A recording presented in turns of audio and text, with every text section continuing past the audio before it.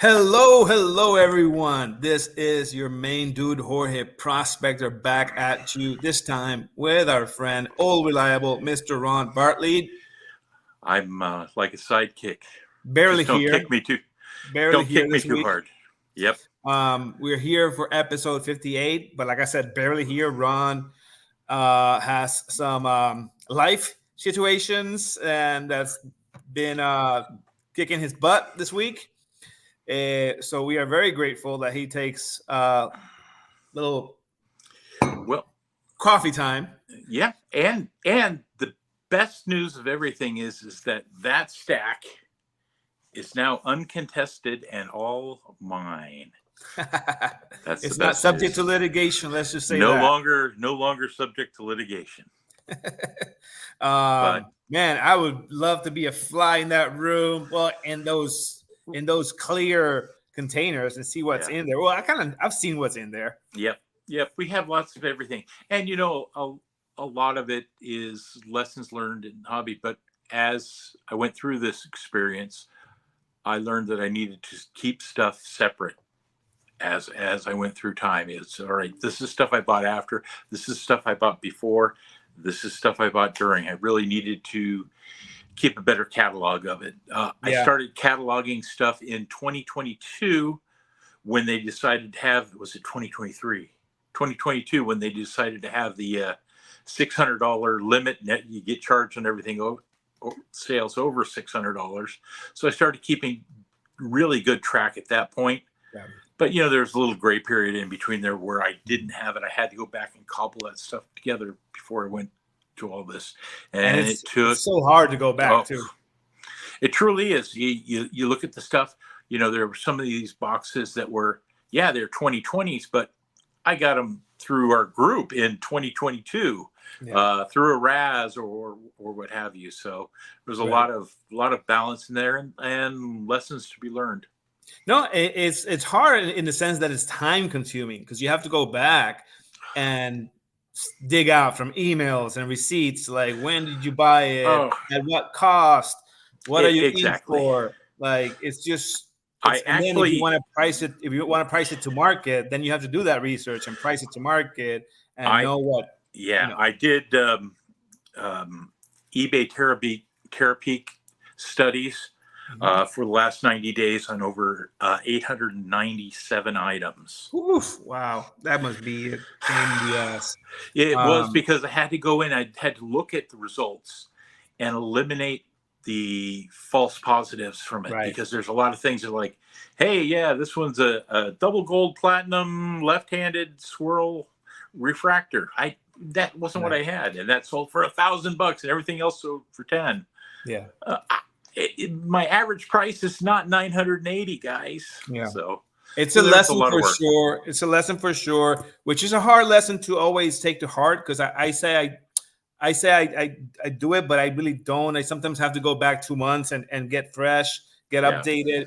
The best practice for folks listening to this is to, as much as you can, make it a habit.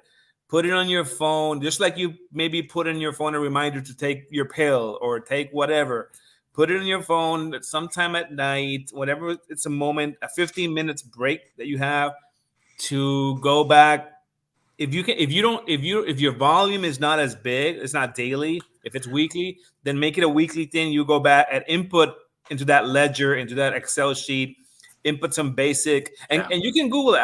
If you want to reach out to me, I have templates I can make available for you. Probably good on Google, because some of the things I did, obviously I have my Mac, and you obviously hate that numbers format, but it can translate into Excel. And a lot of stuff I did in the long run was, here's the item, here's the purchase invoice number, here's the purchase price, here's the sale invoice, here's the fees and shipping and everything else charged out of it. So here is the net value of that came out of that. And now to subtract how much I spent on it, so it takes it down even more, because if it was a community property item, half of that value goes to the community. Whereas other items, when it's just me buying and selling something, it doesn't matter. I get that net final value out of it. that's what I'm going to be reporting on taxes. And honestly, it's obviously useful for those required reasons if you're in that situation. But it just makes sense, hobby wise, to have an accurate, updated list. And the beautiful thing about Excel and Chrome and all that thing is, and all those extensions, is that the technology is there. Like you can literally input what you have, how much it cost you, when you bought it, the date, and keep track of what you have now, what you don't, what you sold, the profit. It just makes for a cleaner hobby experience, I feel. Now, it's easier said than done, like meaning taking the time and doing the gritty, right? The nitty gritty. Luckily for me, I had started putting all of my purchases from Tops and purchases from elsewhere, and anything I had sold, I hadn't really been selling anything, but all the things I had been selling all into an email filter. So every time I got the email from eBay or from Tops or from, variants.com for the Alex Pardee stuff, it all went into that subfolder on my mail to live there for the rest of its life if I ever had to go back and prove this stuff. So there was a lot of stuff I had to go back and dig. The last 2 weeks I've had the big shovels out. So, but I dug so deep, I dug us right into Series 2. Before Series 2, I want to talk about this. 2024 Bowman Sapphire, and what a whirlwind of a market that it turned out to be, and that it currently is. So this product, as you know, it's now 3 weeks old, almost a month, about 3 weeks old. This product came out guaranteed one auto, so we went back to guaranteed one auto. I think maybe at some point that wasn't the case, but I believe so. Yeah, one auto, and it came out. The news at release with this, at the Monty release, was that it came out at a very high price of $429. I think I could be mistaken, but it's probably the most expensive release of this product ever by a few dollars. And this is Monty. Monty price was same price as general release, which was a week later. But Monty price was $429, and that means for a lot of us California folks, we're talking about a $470-ish product. Yeah. So not cheap, but not printed to the moon. So obviously these exclusive Sapphire products are more limited in print run, so they will usually command a heavy price tag on the secondary market. That proved to be the case quickly. We found out when some of us secured a resale price right after Monty release or close to it, because we knew what was coming, and we knew that there would be some breakers really interested in buying at bulk or anything 4 or 5 boxes plus or cases. You would be able to command 35% margin, which is healthy. Maybe 40% if you were able to do that. And so that happened.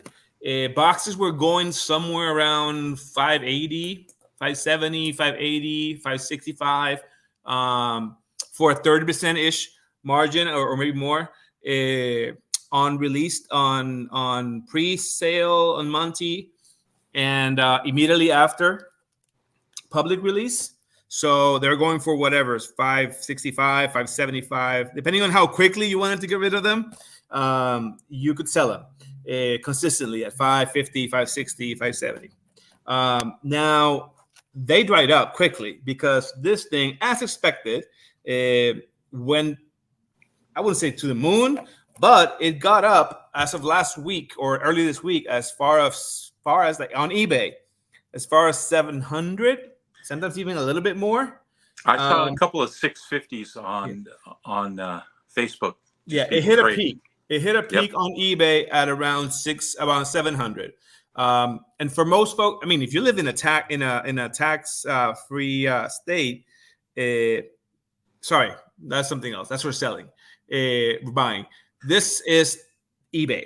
If you are a good eBay seller and you got good percentages based on your volume or whatnot, because I think they do discriminate. I know for me, they would have taken my left 13. eye. 13% right off the top. And that includes everyone? Yeah, that's the basic price is 13% of the total sale. That included all the things baked in. They bake in what the shipping costs and everything else were. Then take their 13%. Right. Give you, but is that and correct me, because I usually the reason I don't know this at heart is because as of last year or 8 months ago, I stopped selling high value items on eBay because I can't deal with those fees. But I do know that for some items, it's even more than 13%. Am I wrong? Is it just cards that sometimes they just take like 20 something? I haven't sold anything that high up there beyond that. Because I was under the impression too, and not under the impression, this is the truth, that depending on how good of a seller you are for eBay purposes, there's reduced costs. Yep. But regardless, on a $700 sale, you're talking about at least close to what? $90 off. So, but they were going as, I think it peaked, I want to say about 3 days ago or 2 days ago, where I saw a few 700s. People got desperate. I think now they're consistently around 680 on eBay. Maybe not. Maybe there are some loose lone soldier sales. And on Facebook, Ron was saying that he's been seeing them at what, 650, you said? 650 today was one.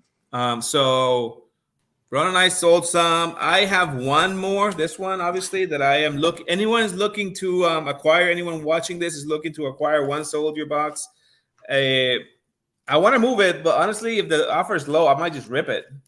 We'll see. I don't want to do that. Yeah, well, that was one of the incentives for me to get it out of here. Right. And to take that cash and put it towards the mediation and lawyers. No, I feel you. Dude, I got credit card bills I want to pay with this stuff. So anyone listening, I'll rip it live if you want. I'll give you a few discounts, or I'll just send it to you. So there's that. Now let's talk about what Ron wants to talk about. 24 Series 2 out, and Tops being Tops, obviously. Actually, Tops being a little bit better than Tops. Right. Doing some sneaky things, like they've released this thing, they've released checklists, this and that, and then they keep sneaking little things in, little marketing ploys. Hey, look at this. Look at this little. Oh, hey, these guys are all SPs. Here's the special SP. Right. So some general notes about the release. Yep. As suspected, print run is cut significantly. No, it's still pretty big. Oh, yeah, but it's big. But we all know that Series 1 is printed to the moon. Yep. We all know that Series 1 base cards each card is printed 900,000 times, something like that. 800 or 900,000 base card for every player, right? Every base card. This time, you usually cut it. You cut it. So the level is Series 1, Series 2 is usually they cut about 20% off that, and then Update is the least printed release, because it makes sense. Late in the year, it's usually printed about half of what Series 1 is. Didn't used to be always in that same ratio, but that's where we are right now in 2024. Now, this time, Series 2, people expected the big question was going to be the checklist. The checklist was going to determine how much of a buy or how attractive this product was going to be, because so many key people debuted it, and under their guidelines, right, negotiated with the MLBPA and all that. Under the rules, there were some players that could be in there, but they may decide to leave them for Update. And so they did. They left out the Jackson Merrill, Jackson Holiday, and Jackson Churio for Update, as well as what was the other one? Was it Wyatt Langford? As well as Langford, correct. And so people were, okay, then Update is going to be loaded because it's going to have those three players and the Jacksons and Paul's Skeens, which they could. I think couldn't they in theory leave him for Series 1? I don't think they will do it. Maybe not. Maybe they can't. They could. They did it with Jordan. But he was before June 1st. So he was before June 1st. So I think in theory, so that's I say that to say that update should be a very hot product because it's loaded with key players. Now, granted, the checklist was fine. It had Imanaga, it had Yamamoto, it had PCA, it had a few players. No one huge. I think Yamamoto probably the best one in terms of international and resale value and all that. But I mean, a product that you could maybe skip, which was my full intention was to skip. Yeah, and a 30-year-old rookie of Shoto. I mean, come on, the guy's 30-year-old. He's not a rookie. And so, and I'm not particularly keen on like hot dogs, parallels, and umbrellas, and fireworks. I don't care about any of that. I think that long term holds no value, no matter how short printed it is. So for me, it was going to be a pass, to be honest. Outside of maybe a few hangers, just to whatever, just see it. Grab something to rip. And then they went in and told us that. Oh, by the way, to mention, there is going to be an SP Jackson Holiday and an SP Langford and an SP Merrill and an SP Jackson Churio, which in and of itself was like, man, we should have expected it. They did it in 2019, 2018. I think they did it too. 2019, they did it in 2020, 2022 with Bobby Witt. So in 2018, I think they did a funky little thing. I forget if it was a short print. What was it? Oh, Shohei or something? There was some trickery, but maybe not. Maybe it was not. Maybe it started in 2019. They did, obviously, 2019, they did the Vladi no number thing. In Series 2. So they kind of started with that model, right? And then they printed their actual flagship rookie in Update. Then I think in 2020, they took a break from doing that. I don't know if they caught a lot of flack or what happened, but I'm fairly sure that did not happen in 2020. I'm almost 100% positive. Could have also been the class that they had. Right. 2021, the same thing. They redid it again for 20. They brought it up. They resurfaced. They brought it out from the grave for 2022 and for Bobby, Julio, and Torque. To okay levels of acceptance. To this day, those SP rookies of all three don't hold that much. They hold value. They're more than the base cards, but they aren't the exponential value you've seen. So to give folks some perspective, the Gem PCA 10s, PCA Gem Mint 10s, Bobby was having a ridiculous season. Thank you, Bobby. You are my fantasy team. Those are selling for about $200 consistently, online and offline, which whatever. The key part also being that there's image selections that people don't like, but there's also it's short printed, but it's not short printed. So I think the PSA 10, you can find it. I want to say somewhere close to 1,000 print run, or maybe more, a little more, something like that. It's not crazy short printed, right? It's not. You can find it. Same with Julio. So the prices, that obviously puts a cap on the price. So they're doing it again now with Jackson Holiday. And so to me, there's various levels that I want to, various sort of angles that I want to touch on. But then after hitting us with that, and I'll go back to what I want to talk about, the various angles. But they also hit us with, and Jackson Holiday will have this other card, SSP. And then 3 hours later, this other card. And then people start pulling, wait, such and such pulled a third card. And then they tell us, we printed four different versions. Four or five. Yeah, there's the base version with fun face, the scribble, the black box, the black scribble, I think a white scribble, and a white box. There may be 6 because we have. So again, to this moment, I mean, we're talking. It's almost 2 p.m. on Thursday on the West Coast. I don't know to this date and time, Topps has come out with a release saying like what exactly there is to offer to expect. That might be intentional. fine. There's merits to that. I think it is because they've been garnering a lot of people talking like and I get us. that. And we'll talk about that because you also have to, counterweight or balance that with how the hobby reacts, right? But what's best interest for the hobby. But we'll get to that. But yeah, there's about 6. There's the SP. Trying to see if they have anything. This is what we are assuming right now because we've seen there's an SP version of Jackson Holiday, which is he's batting. He's batting. I'm assuming that's the easiest to pull. I'm assuming that's the SP. Maybe not. Maybe it is not. Maybe I'm assuming that's what it is. And then there is a black box, black scribble, a white scribble, a white box, a fun face, and did I say that's it? So 5. Yeah. Fun face, black, white. And the nothing. No, there's no nothing. I thought there was one with him just standing with the bat with nothing on the knob. No, I don't think so. Okay. No. So 5 versions and SP. Now, what I'm eager to know, I mean, listen, all this is fun. And I love the fact, I think it's a brilliant marketing idea. I love I love that they did it. Is it what, the 25th the something anniversary of the 89 Fleer? Does it mark a specific 25th? 25 years. Yeah, no, 25 years. 89. No, not 25. 35. 35.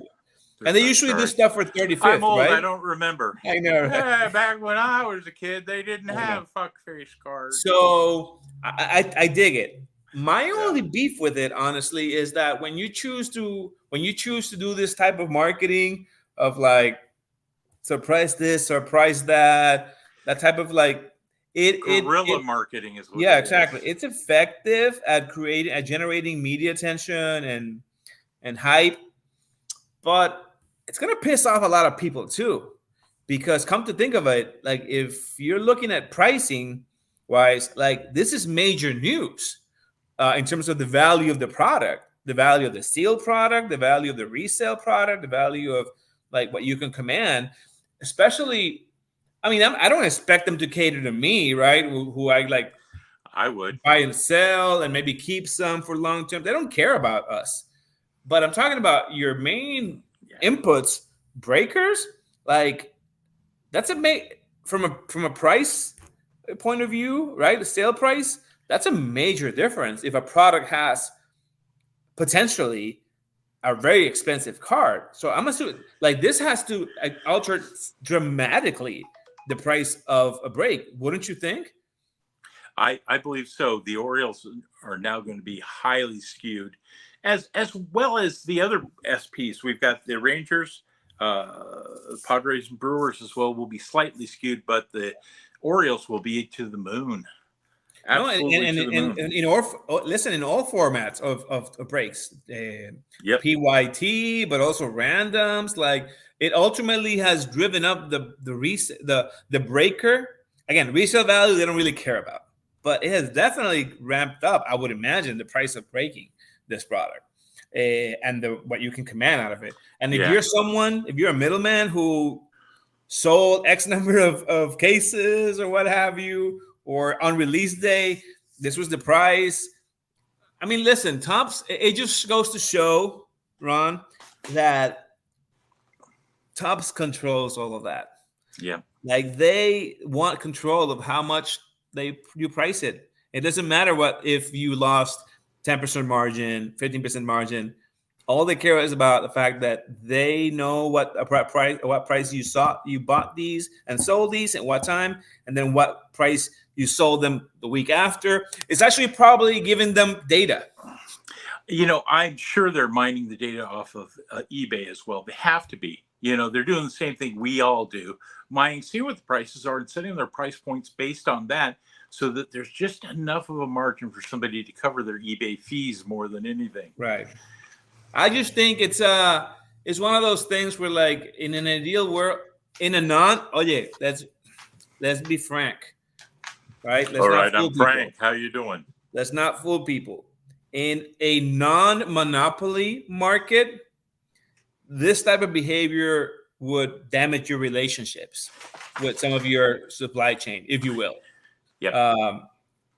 you can't be doing this, right? You can't be costing me this much, telling me that I need to buy this at this product, knowing that that's the margin that I have to play with. Because let's not fool anyone in a monopoly market and in a non-monopoly market.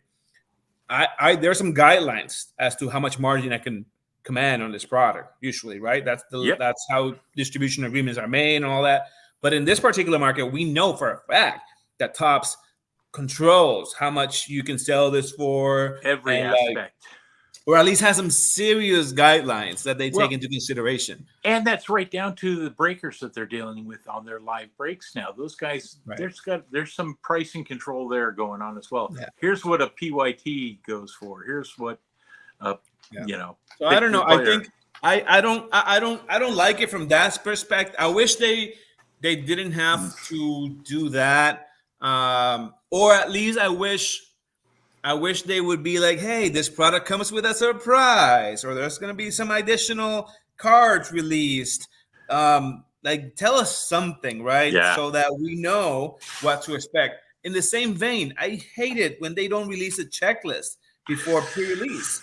Because, like, you're telling me that you, in a private marketplace, I'm buying something that I don't know what the content is. Oh, let's buy this box of food. I don't know if it's going to have beans or legumes or chips, or you're just buying a box of food. Makes no sense. It kind of touches a nerve. But it's 2024 food, at least. You know the year. That's Make up your wild guesses, just knowing what it is. So that bothered me a little bit. Now, do I think it's ridiculously nice marketing hype? But that's where we are right now with this company. It's all about experiences, hype, and maybe that's a good thing. Who the F knows? Maybe that's what the industry needs. A little drama, little push. But I'm excited. Now I want to rip the product. Now I'm like, man, those cards look very yummy right now. You know, I am still, because it's not an expensive product. No, it's not. It's not. But there's a lot of it showing up on shelves out there. People are able to get their hands on it, which is great for everyone out there. I'm still on the fence about it a little. I know the Jackson Merrill's now in there, so I have more incentive for me as a Padres collector. Right. Just from the rookie class, Topps did put out a tweet the other day that listed everybody in the rookie class and then the 4 SPs down at the bottom. Yeah. So they put that out there. It's out there to find on platforms like Twitter if you want to find that information. It's there. They put up very specifically, here's the rookies. Yeah. Here's who you got. It's a long list. I'm going to put a lot of those in the back of the shoebox because it's a relief pitcher. Yeah. So I did some digging, some research.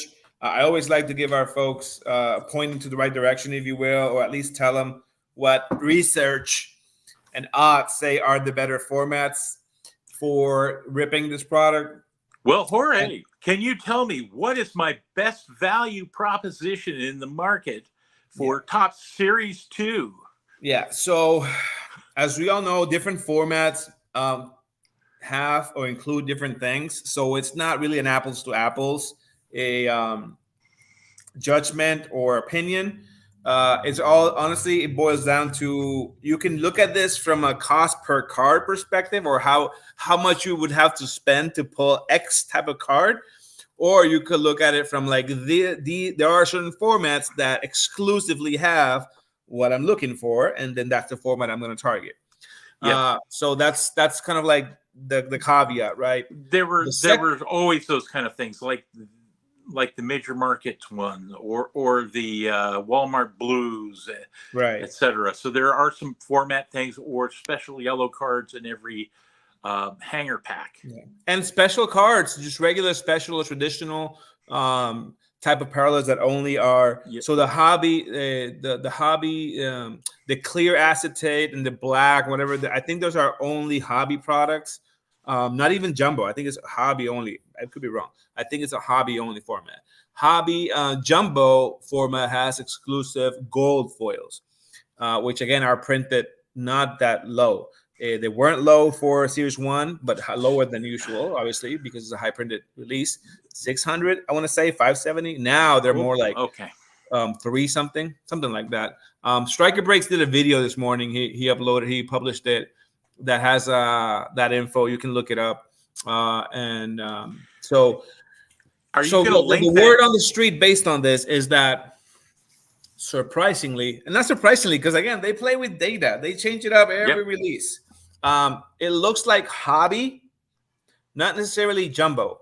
Hobby, it's the format to target just based on the type of cards that are in there and based on the fact that it already comes with a silver pack, which you can sell for about $20 on eBay any day consistently, which brings down the product even more. The Hobby boxes are usually about $85, $88, something like that, maybe 90. Typically. Right now, I mean, listen, if you sell that silver pack, if you don't care for it, the box, it's yours for 70, something like that. So that's a pretty decent deal. And it has an auto or a relic, and it also has exclusives. It's best bang for your buck to pull pretty much all the parallels that you care about. The Independence Day, the Mother's Day, the camo, all the ones that you care about. Best bang for your buck will be if you do Hobby. And it has a possible auto checklist. I have not seen the checklist for the autos. I think Jackson Churio is in it. I'm not sure if Jackson Holiday has an auto. Maybe he does. So that's that. As far as are you going to link this information in? I will link it when we're done with the video. I'll link it to the comments. I'll link it in the comments. As far as hobby boxes are the best format by far. Which is surprising and refreshing because Hobby's at $80 something. I don't mind it. Hobby was not a value play before. It was kind of the dregs of them. It wasn't a great mix. So if they fix that, that's a good thing. Yeah, at those prices, I'm happy to rip one. I'm happy to include them in the Prospect Chase Box monthly box.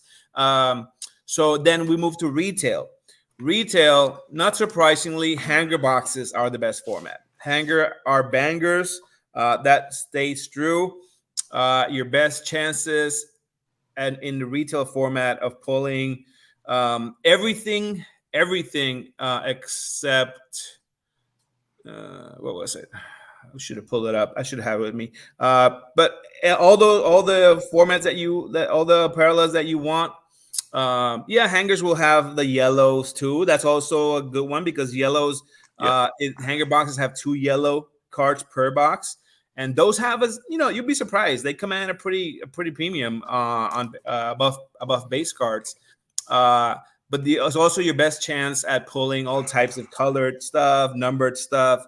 I think HFAs, all that. I haven't looked at the HFA checklist. I'm actually curious now that I say it. And then formats and then the Fanatics. The Fanatics box, the Fanatics exclusive box, which is $30 without coupons or whatnot. So that's like the value box. That blaster. One, the Fanatics blaster has the exclusive aquas, and usually it's the best format to pull. Is it HFA or is it? I forget. I don't think it's HFA. So that one is a cool box because that has the possibility of a memorabilia prize. Fanatics usually loads a little bit that product. So in my experience, it's been a good buy. I would stay away just based on numbers. I would definitely stay away from fat packs. I would stay away from those display boxes, single unit, whatever in Target. Don't buy those. Those $5 ones, whatever they are, 6, whatever. Don't buy those. Don't buy display boxes. Don't buy blasters. Listen, if it's the last blaster there, you want to pick one up, I think it makes sense, just whatever. But it's not the best bang for your buck. Best bang for your buck is hanger. Mega boxes. Mega boxes, for some random reason, the odds work in your favor when it comes to HFAs. Mega boxes pull HFAs at a very, very marked different, at a very, very favorable ratio. for whatever reason. Very different compared to others. That's the one format that you're gonna get significant HFAs, mega boxes. And then so I would do mega box here and there. I think they're $45 or 50. Typically, they've been running at 50, 49. Yeah, it used to be a moment where they were 60, but now they're, I think, recently back to 45 or 50. I don't remember. I think that was the monster box. Was it? Which I didn't see. I didn't see. Wait, I think they're now calling it the same thing. Monster is a mega, I think. Whatever. Okay, we'll keep our eyes open. So for me, conclusion. For me, I'm buying hobbies and hangers. I am going to see if I can delay it for a little bit and wait for it to come down. Maybe entice Ron to split a hanger case with our good fellows at Card Giants for a decent price. If you can get hangers, you can get hangers right now in Target for is it $12 or $12.99, something like that. I haven't seen any yet. I haven't been out at stores, but that's usually the price. I have to go to Target actually later today. I've got a surplus of boxes at the moment. I'm gonna have to pack up to move already. Yeah. But if you can get those at scale, about $10. We did that with Series 1. Got a great deal on it. I think they were like 11. I may wait to do something like that. Now I don't want 40 of them because I would split a case with someone. But hobby boxes, I may take a shot. I'm gonna see if I can get them for around $80 at scale. I don't think I'll buy a case. I don't have that cash right now, but maybe I do because it's such a good rip and it's good for the prospect chase box monthly volume. Yeah. So, but that's what Series 2 is. I'm curious to learn a little bit more about the odds of the Jacksons, the Jackson 5. You think they did it for that reason, Jackson 5? They've been talking about they had the Jackson 3 card earlier this year with all three of the boys on it. So. No, but Jackson Holiday has 5 cards. Oh. So you think there's a play on that? I didn't think about that. Could be. I mean, Jackson 5 SSPs. I'm honestly very curious to know if one is printed more than the other. I bet there is because that's what happened with the Billy Ripken thing. That the initial one was the fuck face. Yep. But then they noticed it, and then they sent out a shit ton of like black boxes. They did the blackouts. They had whiteouts. They had scribble overs. They had all kinds of things that they were doing with that. But I think, and no one probably knows for sure. But the most common corrected error, I think it's the black box. I believe so. Or there's some sites that are dedicated just to that. Isn't that crazy? Yeah. So it wouldn't surprise me if they did such a distinction too. I think that would be the fun thing. Here's the funny thing. It came up in my divorce proceedings. No, it did not.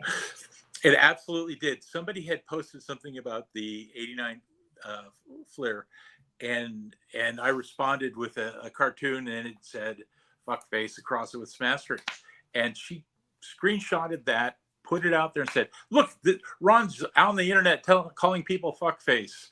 It's like, you don't understand the context. It's a card. But yeah, Jesus. So I thought I just laughed at some of the things, and that was something that actually showed up in my divorce proceedings. That is hilarious. And I explained to my lawyer, said, "This is ridiculous. This is in regards to the 89 Flair Billy Ripken fuckface card." That is hilarious. The timing of it's hilarious. Oh, and now we have Fun Face, so I can have a Fun Face out there, and maybe that'll become part of my next divorce proceedings. What else do we have? We're 38 minutes in. I want to maybe do like 5 more minutes.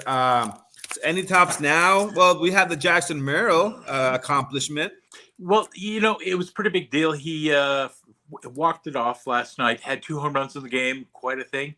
Youngest person to ever have a walk-off home run, which surprises me. He's 21 now, just turned 21. But what really surprised me is how fast it sold out. It was only a /75. He's had a relic, which was card 4, and an auto relic, which is like card 31, I think, in Topps now. Yeah, that are still out there in production. They came back to that well and sold it that quick. They sold this thing out today in in less than 20 minutes or so, it seemed. Yeah. Well, Which it's also what I surprised me. told you privately. It's a lot of speculators because he's young. Yep. I think the speculators have finally caught on. The earlier cards, they're going, yeah, no, we're chasing these other cats over here. Yeah. We don't care about him. When someone's flash potential, he was an elite prospect, and then he's young and he's in the league soon. Early on as a young cat, and he's producing some decent numbers. There's going to be some speculators because batting 280. It's the war game, right? It's a war accumulation game. That's the nature of the beast. So it's definitely predicated on speculators. So this was definitely they've definitely decided to embrace him. Beginning of the year, people didn't know him. People knew the prospect card. They didn't pay him much attention. Right. So I got my Wemby Rookie of the Year something tops now. Bowman now, whatever it's called, card yesterday in the mail, and guess what? I did not pull one of the autos or parallels. 118. It was only a 133K print run. 133. Okay, sorry, I was off. 118. If it was only 118, I'm sure you would have gotten one. I would have hit for sure. But I do have this beauty. Oh, there you go. Folks, this is a first Bowman Chrome auto of Wemby. Pull it back just a little. There you go, right there. Whoop. Yeah. Wait. The background kills it all the time. There we go. There you go. And folks, I'm making this available. Hold on.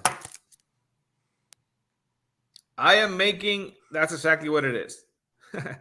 I am making this available. So if anyone is interested or anyone has a whale looking for a Wemby auto on card, first Bowman Chrome auto card, I'm your dude. DM me, we'll get a deal done. I am looking to sell. Not because I don't think it's great, but because I want the cash. Voyez mes cartes. Look at my cards. And then, long live la revolution. Something like that. Other things that I have going on. Mark Vientos, who's actually getting a shot finally with the Mets. Rookie to 25 auto mojo thingy. That's for sale. I got a Judge 75 out of 75 black and white sepia. I promise I'm done soon. A Judge out of 25, which has about 12 more hours on eBay. Look at my store for her prospector. And a Gunner for those Gunner to 99. Road to opening day, I think. Who would have thought that he'd be where he's at with home runs? Killing it. Crazy. I think he's got the most WAR. I think it's like 3 WAR or something, or no, like 4, something crazy. Got 2 packs left, 2 loose packs of 21, 20, 22, 23 Bowman Chrome. This is the Caitlin Clark product. This is the Wemby product. We know what happened the last time with one of those loose packs. I know. 1 loose pack, boom. 1 pack and have gold. Even a base Caitlin Clark or a color, never mind the color. Commands a lot of dollars. So I don't know what I'm gonna do with this. I've sold like 4 or 5 of these, but I may open these for myself if no one wants them. So that's what's happening. I'm gonna see if I can get some Series 2 and get some other. The market's been kind of slow. I'll say that. Our group usually has been buying a lot of stuff. I got a 23 Bowman Chrome Sapphire box that I'm looking to do a pack break of. And response this far has been a bit slow. I don't know if they're waiting to put their money on Series 2. I don't know. Maybe they're waiting. Maybe they're waiting on more Sapphire. Maybe they're waiting to send their money to me. I hope so. All right. Although, man, that looks lovely. Dude, take that out of your dude. You never know. They know where you live. Those people in that proceeding. You may want to take that out of your house. Take that away out of your house soon. Yeah, these are going somewhere soon. I hope. I'm working on a place for all my stuff. So awesome. This amongst them, but I've repackaged these so I can see what's in there quickly. I didn't want to do it in the black tubs. I wanted to have something I could spot because, damn it, if I put them in black tubs, I'll forget what's in there. 25 years from now, my son will be going through it. What the hell was my dad thinking? That could happen regardless. 2 weeks from now that could happen, but Yeah. but at least he'll know what's in the boxes because he can see through them. Do we have are we closer to the tournament, golf tournament date? We're getting closer every day. Right now, I think they're on their way back from Fairbanks. The team was up there. The San Diego Waves team was up there for the Midnight Sun tournament, which they hold every year in Fairbanks with the Gold Panners. If you've never seen the history of the Gold Panners, take a look at the names on their list. My cousin's neighbor up there, their buddies, they had some kid named McReynolds living with them. Kevin McReynolds living with them when he was part of the Gold Panners.